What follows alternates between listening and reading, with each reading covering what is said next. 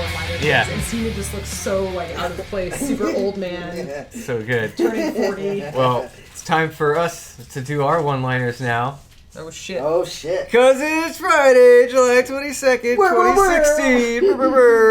On the Heels Wrestling Podcast. I'm Kyle. I'm Brittany. I'm Ray. We are three Pokemon trainers who enjoy pro wrestling, and this podcast gives us a space to shoot on all of the aspects of our favorite pastime without the confused looks we get from those Team Valor motherfuckers. Meowth. Yeah.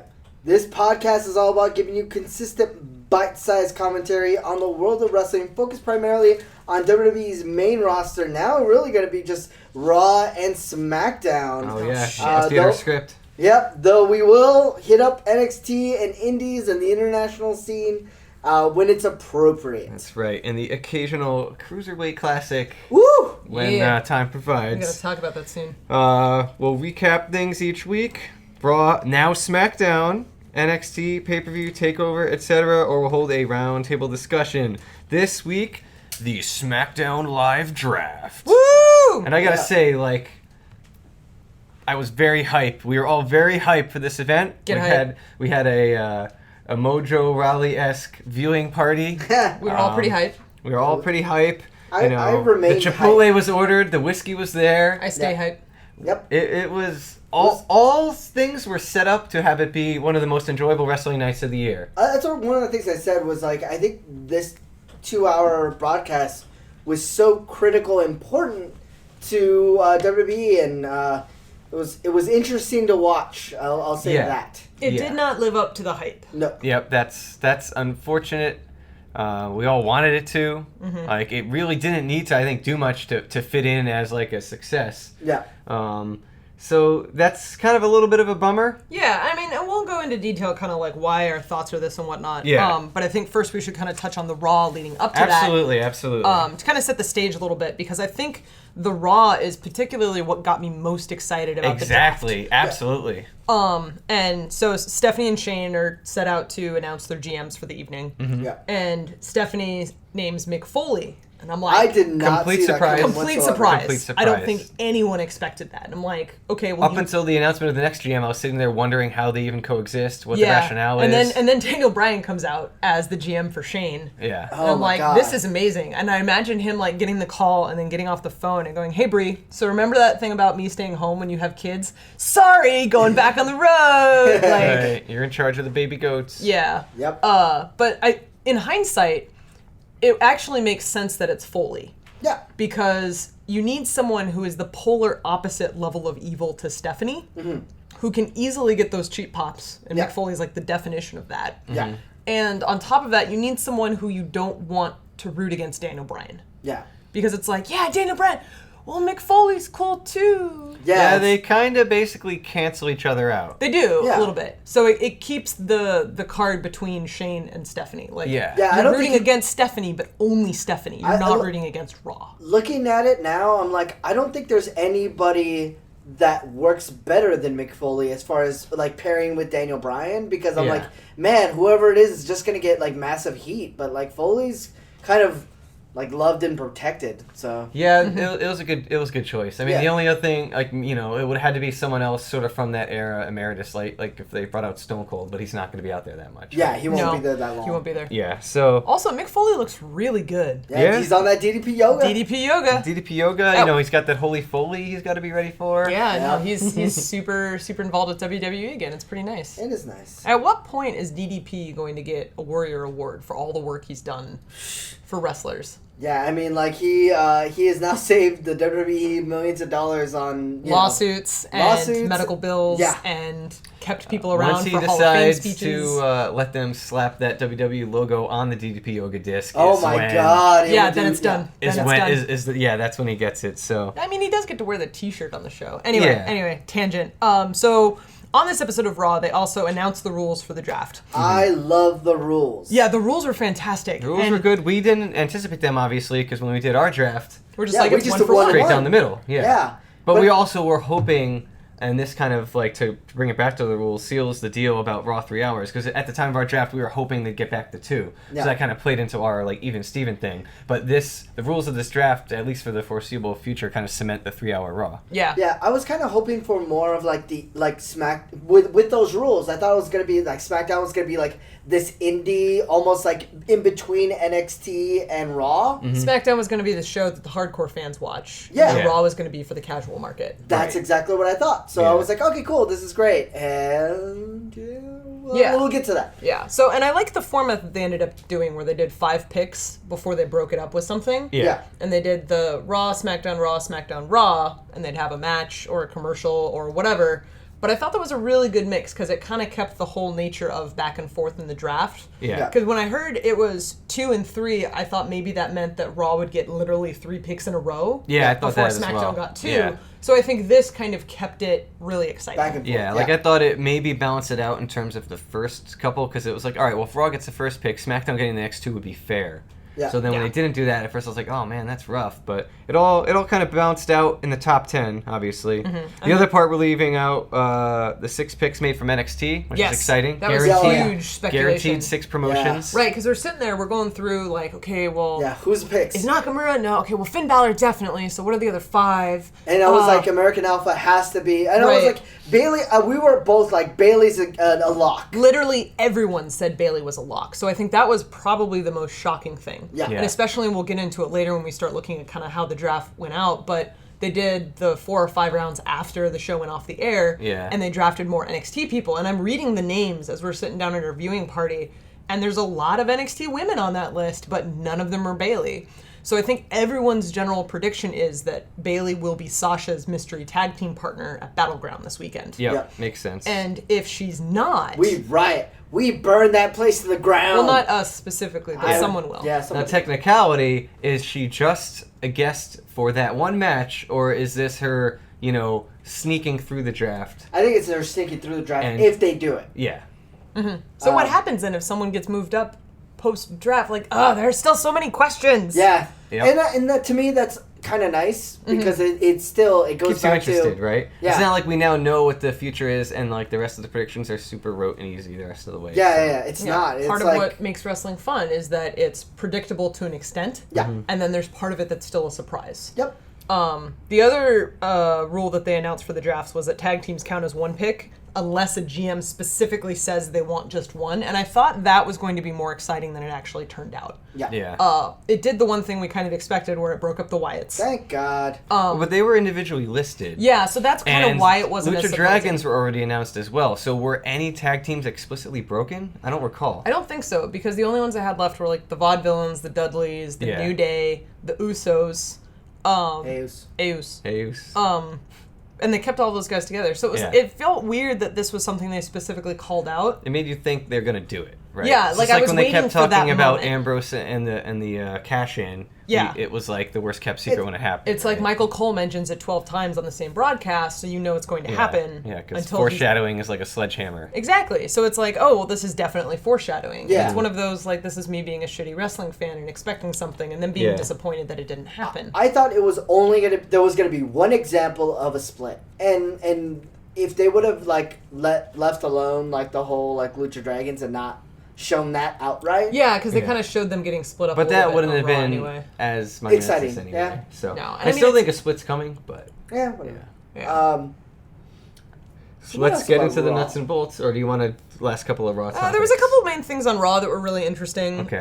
Like I really liked the character that Cena's playing now, the old man Cena. Oh, Yeah, man, no, if that's like a new thing, I am all for it. Oh, Yeah, it's That's the a best. one-off. It's I'd the be best. sad they left it behind because it was great. Yeah. Yeah. So Enzo and Cass come out, they do their thing, and Cena's just standing in the ring with this shocked look on his face, and then turns to Enzo and go, "What the hell, man? You're just like running around and spitting catchphrases." And Big Cass is looking at him like he's an idiot. Like, dude, yeah, this is Enzo Amore. Yeah. And then the New Day comes out, they make a bunch of Pokemon references, and they've got their little WWE, and you just see Cena's face the entire time is, I have no idea what the hell is going on anymore. Yeah.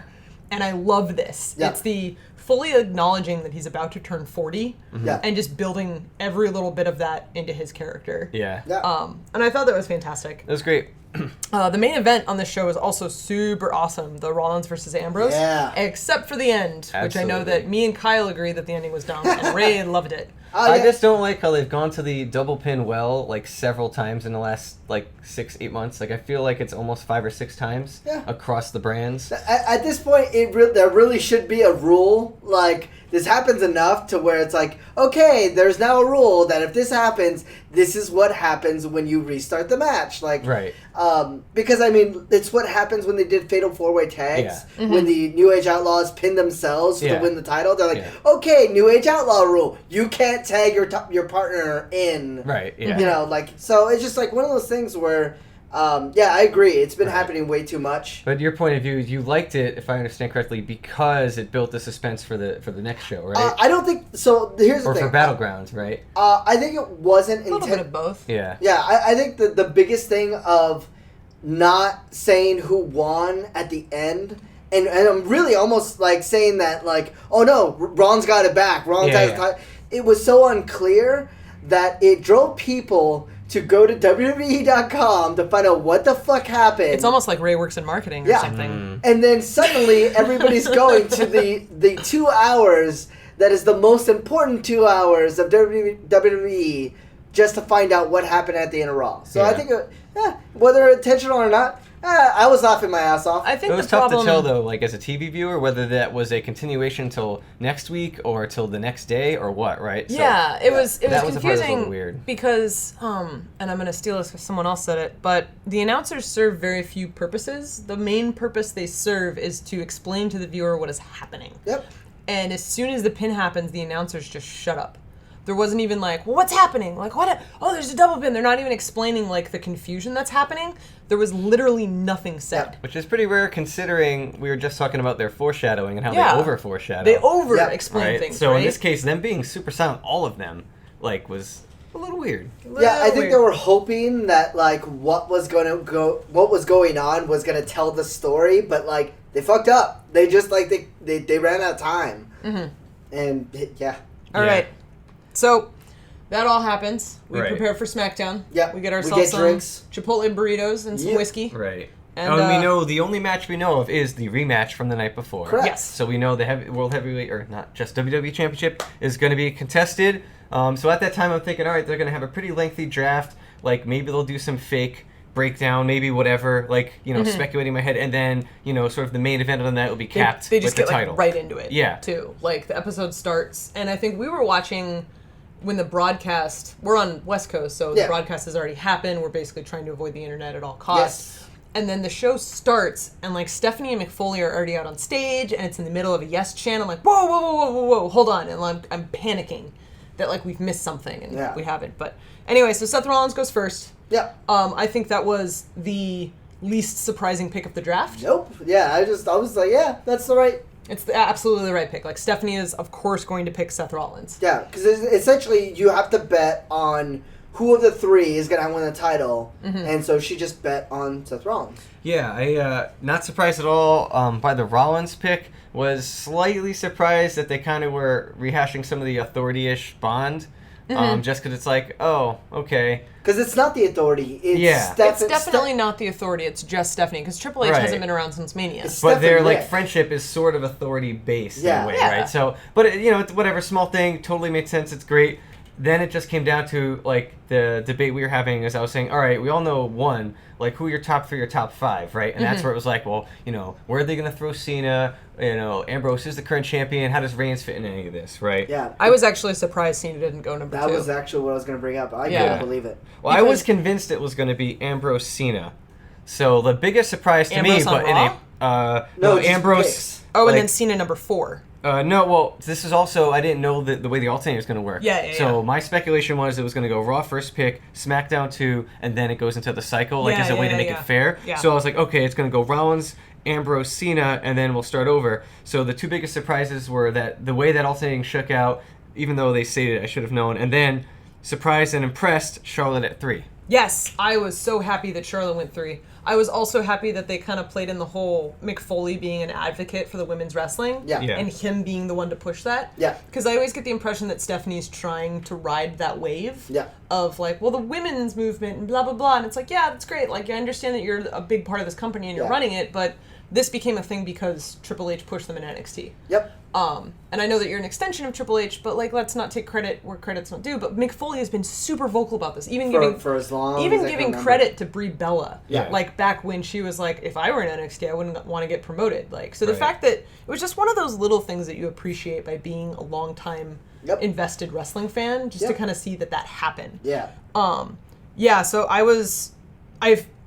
mean, I'm a big football fan, so I was kind of applying draft psychology a little bit. Yeah. Knowing that once it was the Raw, SmackDown, Raw, I was like, okay, so they're going to draft Seth Rollins, so SmackDown's going to draft Cena, because there's no way Stephanie is going to draft Ambrose. Yeah. So they could pick up Ambrose with the 4th pick. Yeah. That was what I had going on through my mind. So I would say the biggest surprise outside of Charlotte then, well, it's tough to say. There's three big surprises in the top 5.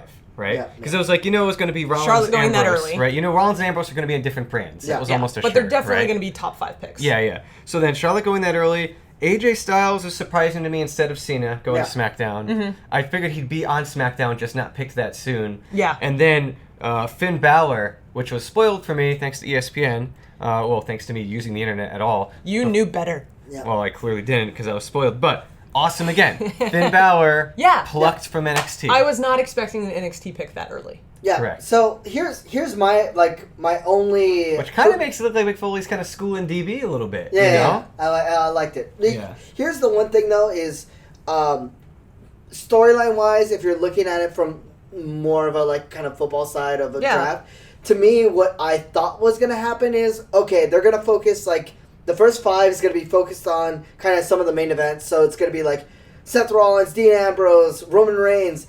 Cena, AJ. That's what I thought the top 5 were going to be. Yeah.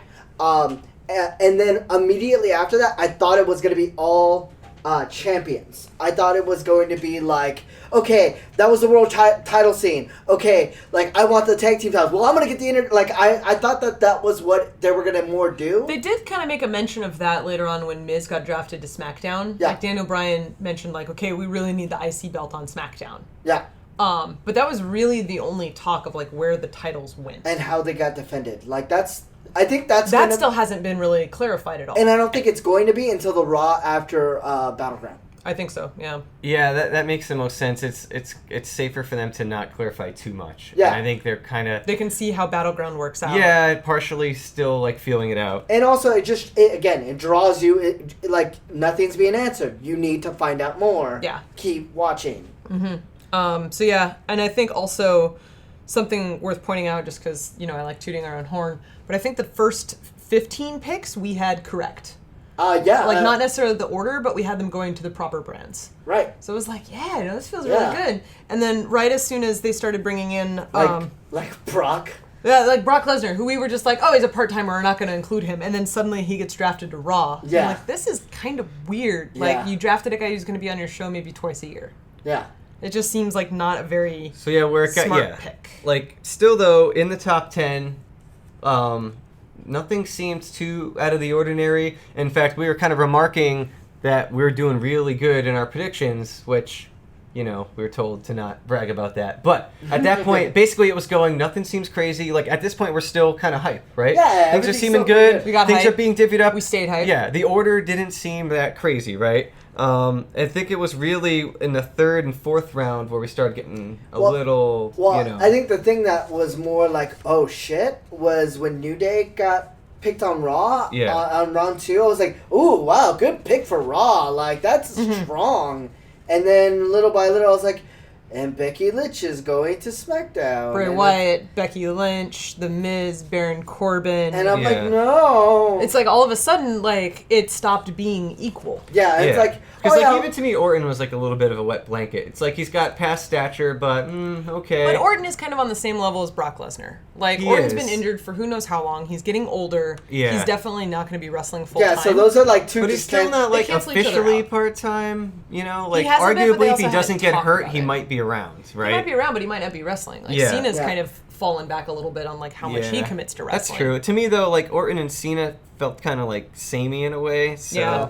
So, but like round 3, like Sami Zayn, Sasha Banks, and Chris Jericho. Holy shit! Like Yeah. that's a show in and of itself. Like, Well, they have to get the bad taste of Roman Reigns out of their mouths. well, so. just those 5 in a row, like that sway Yeah. is when it really went south. Zayn to Raw, Wyatt SmackDown, Sasha to Raw, Becky to SmackDown, Jericho to Raw. And It just that's when felt we like- got worried. That's That's when when we're like, wow, dude, they just got fucking smoked. Like, I would hate to be Becky Lynch right now. yeah. Yeah. You just lost the 2 top women to the main roster. And then, interestingly, that's when we were like convinced that Bayley was going to get picked because it's like, who the fuck's she going to wrestle? Right? Yeah, it's like you got to put somebody good on SmackDown. Yeah. And I think it's funny because around this time also they started mentioning that Raw is the flagship show. And that made me really disappointed because this was sort of the one opportunity for them It's supposed to be a war. This is what equalizes them. Yeah. And the draft made it very clear that, like, no, we're going to give you some decent talent so that when you go to live events, you're not, pissed off that you didn't get to see John Cena or whatever. But, yeah, we still know who, like, the big brother is. How about, we forgot to mention it, but that first commercial break where they continued the Oh, wrestling shit, action, what the hell was that? picture-in-picture style It was off awesome. to the side. Can we do Yeah, that and we're like, forever? is this the future of all sports? Like, we all were like, man, this is crazy, and then that was like the only one. Yeah, I was like, But man, it's like, if is this you're- what SmackDown's going to do to make up for being an hour shorter? Is, that kind of thing? I loved it. That'd be and it was awesome. gone. Yeah. I mean, it solves the whole problem if you're like, say like you're one of those awful wrestling fans who pirates the show. Yeah. And you end up getting all the commercials cut out of it. It's like this forces you to watch the commercials. you It's- have to. It's fantastic. Yeah. And it's like, man, the NFL could freaking learn from this. Yep. Okay, so let's keep kind of going through just real quick. So, United States title ends up going to Raw. Okay. And then we've got The Miz and the Intercontinental title going to SmackDown. And to me, that was like the clincher. That and the next pick, the next 3 picks were like the clincher of SmackDown just got rocked because they even said, well, we're taking The Miz because we need a belt. Like, Yeah. Which felt like Yeah, that's fuck, fucked up. right? And occasionally the camera kept going back to them. You'd see Shane ripping up cards. Yeah. And it's like, oh no, they're even playing it up like they're getting out drafted. And then Yeah. Kevin Owens gets picked to Raw, and you're like, jeez, holy crap. Yeah, I love that Mick Foley pulled out like from a trash bag, like he had a second list. Yeah. It's like, oh, here we go. I also like that Kevin Owens got pissed off that he wasn't drafted earlier. Yeah. Yeah. Not that Sami Zayn got drafted before him, but that he wasn't drafted earlier. Yeah. Because in Yeah. his mind, he's top 5. It was like that classic, NFL draft thing where there's always Yeah. someone who slips and they get mad about it. Yeah. Yeah. The other thing, too, kind of jumping on the NFL draft thing, that they would wear the shirts for their respective brands. Immediately. The Raw So and good. SmackDown. It's like, that's exactly what you end up seeing is a guy walks on stage, he gets a hat for the team, Yeah. he gets a I jersey for loved the it. team. It's like, this builds it up. And I'm like, they're really going to be selling those Raw and SmackDown shirts That was now. super good. So you go from like, damn, Owens on Raw, that's strong, to Baron Corbin SmackDown Live 19th pick. Immediately followed like, by Enzo and oh. Cass on Raw. And then Oh. that was like to me like the final curb stop. That I was was like- yeah, you just kept the. See, here's the thing. the two of biggest the- face tag teams. Yeah, two of the 2 biggest tag teams on like WWE right now are arguably New Day and Enzo Cass. Why aren't you splitting? Do you have to split them up? Well, the So here hope we are, is yeah. the We're- hope is that American Alpha Right. getting Oh, drafted yeah. to SmackDown, like that will help. And that's where I think when I look at round 5 and I think back, that was like their sort of makeup round. Yeah. But it felt like if it was evenly distributed more, it might have felt better. Instead, it felt like, oh, like I made the joke at the draft. This is like CPU assist NBA Jam because like round 5 went totally to SmackDown, Because you had but American Alpha and Dolph Ziggler go to SmackDown. Yeah, and those are good. Those are great because Well, mostly I'm just like being, hey, Alpha's great and Big Show and Nia Jax are boring. Yeah. So like, Yeah, so Nia Jax going to Raw. Like of all I the didn't people, see that coming. I don't think she saw that coming, honestly. Yeah. Because like one of the things that I was really cool that I saw after is they had all the people in NXT sitting in the Performance Center in Florida and had cameras on them. So when they called the names, Yeah. you could see the wrestlers' reactions, and they did not know what was going to happen because there's no way that those reactions were fake. I'm sure Finn knew that he was getting moved up, Yeah. but like the look on Nia Jax's face, she's like, oh my god, and she just starts crying and she's just shocked, like looking around questioning, like, this is real. Like, this Wow. is real. That's crazy. And they did the same thing with Alexa. They did the same thing with Carmella. Yeah. American Alpha.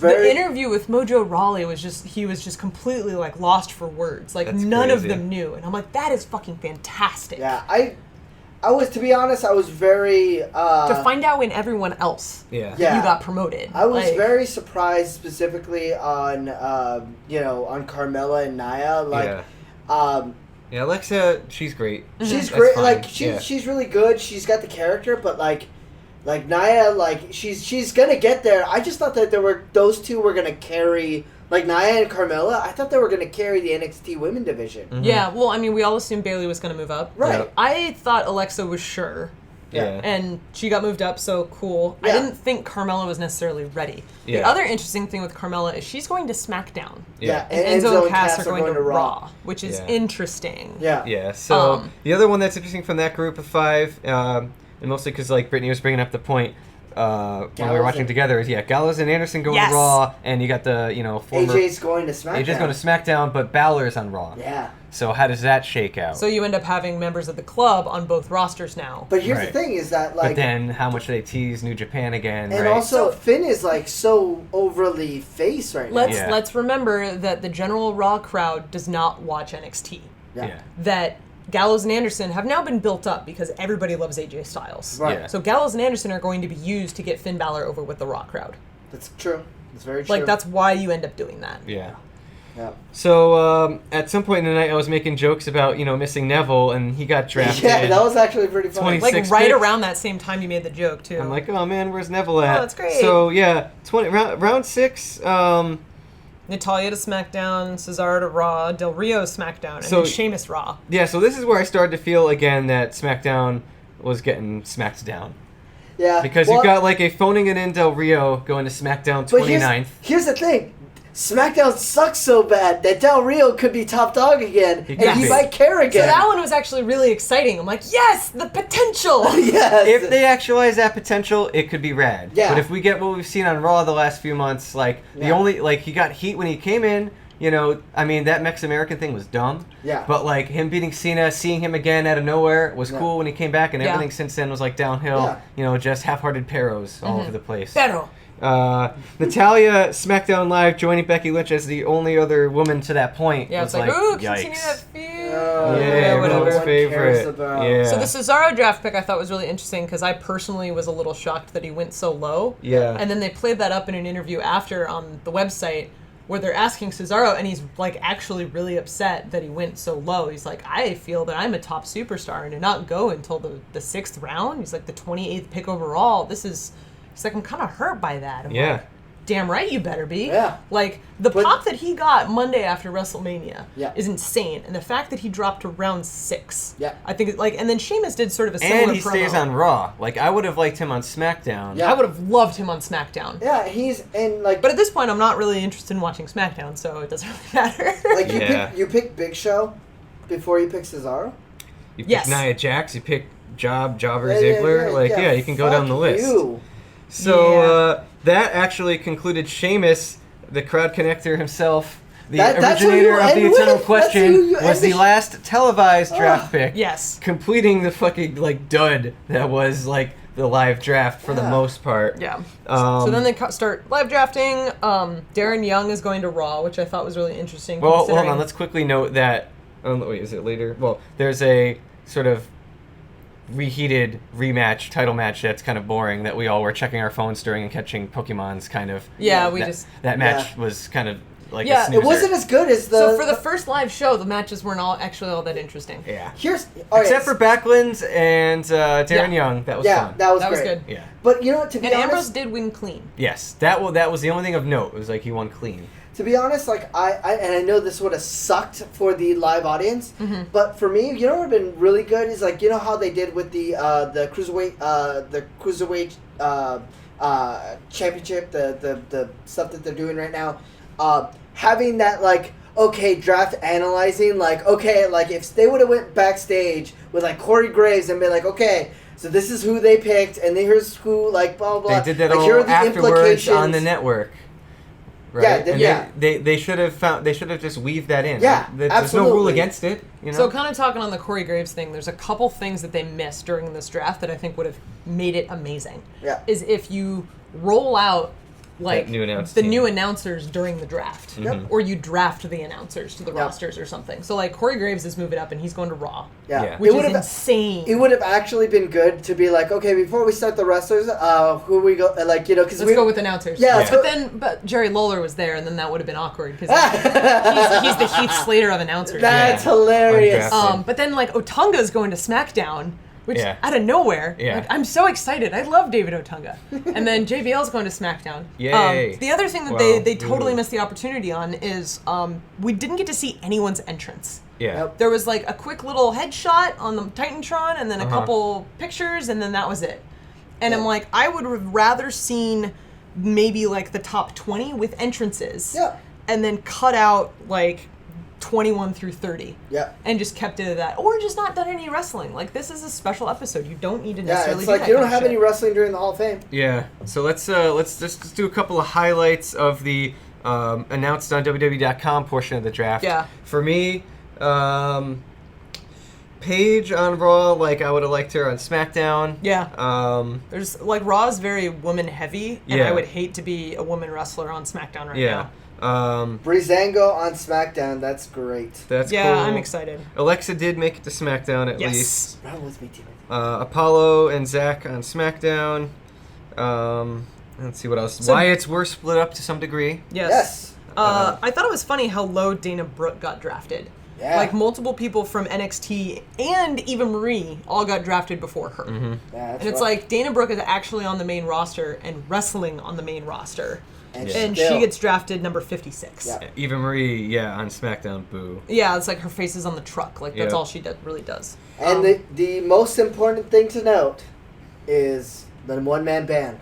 That's The one-man band Heath was Slater. Heath Slater is undrafted. Undrafted Undrafted. free agent. Free agent! Undrafted. He Yeah. could go wherever he pleases or nowhere.